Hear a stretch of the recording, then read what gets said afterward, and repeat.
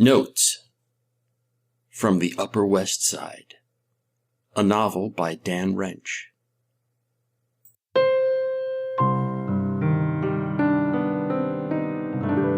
Chapter 94. Evidence.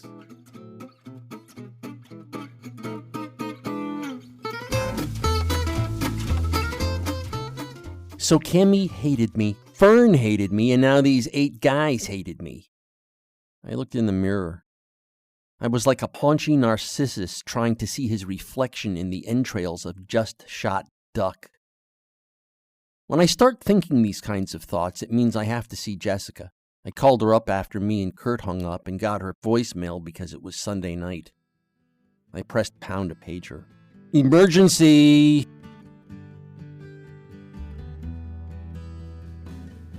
She called me back about a half hour later to give me a pep talk about how important I am to Junior and the boys. She reminded me what a great dad I am, and that I still had a shot at a career in entertainment as an actor. I had connections and I was just, on an extended break from the career to raise a family. You're just going through a little bit of a bad time right now, she said. Thanks, but if I'd had a gun in my hands 5 minutes ago, I'd be bleeding out through my right temple. She assumed I was just being dramatic, I guess, because it was a short call made up of the same complimentary blurbs of all Jessica pep talks, and it would have to tide me over till our next session. When I saw her for that session the next day, she greeted me with this really concerned stare. I was lying on her divan at first, just looking up at the little track lights in her ceiling. Then I sat up and stared back at her. The more I think about it, Jess, the more I think she was definitely talking to Parp. She didn't answer, just sat there like a jade Buddha.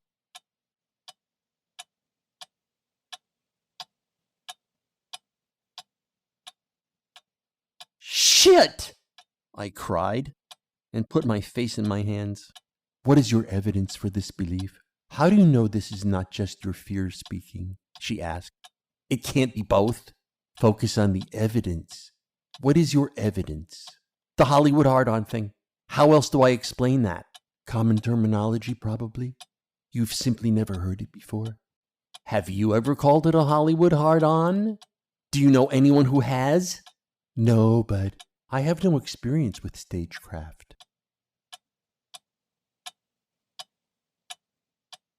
I hate that fucking guy.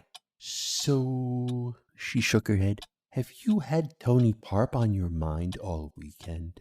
No, not all weekend. I just can't help thinking about how he fucks me over and I just go along. He pretended to help me, but he sabotaged me and I didn't even see it coming. She sighed. I think you're giving him too much credit, Paul, don't you? She said I was in love with him. Who? Cammy said I was in love with Parp because I talk about him so much. She said I want to lick his nipples. You talked about Tony Parp at an assignation? I thought her head was about to do one of those head drops like her neck is broken. It kind of lurched forward a little, but she caught it in time to maintain eye contact. I put my face in my hands again. Then I put my hands down and sat up straight and told her the whole story just like I wrote it in the last couple chapters.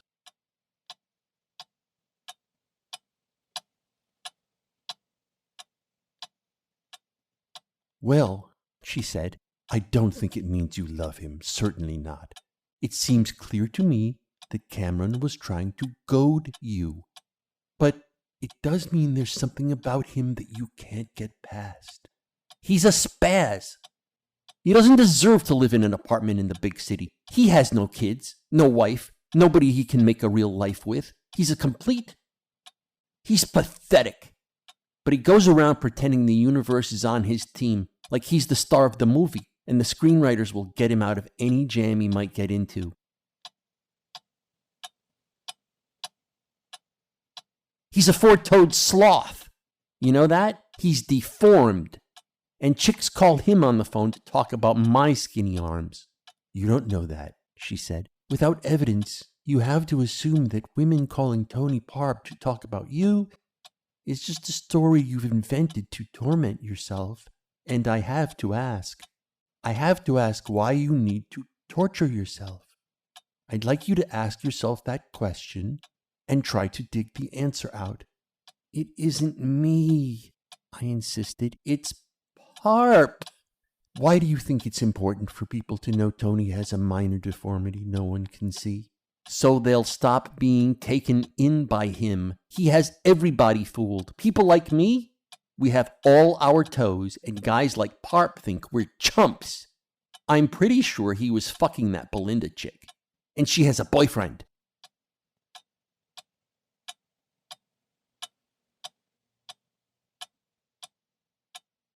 Someday he'll fuck the wrong guy's girlfriend and he'll get his face good and broken.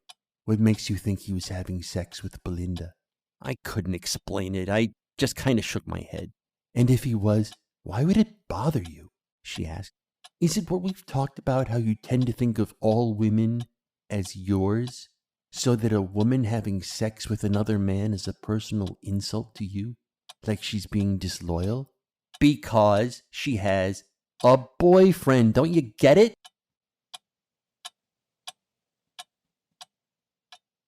I mean, there are rules we live by in civilization, so we don't have to be checking every 2 seconds to make sure somebody isn't rifling through our stuff. It's in the social contract. But Parp, he'll take your stuff. He'll take it and call it his and party hard while you freeze in the slush. She went back to staring at me again. I knew she wanted me to say more. I leaned back on the divan against the wall and tried a few times to speak. Then I leaned forward again and looked at her.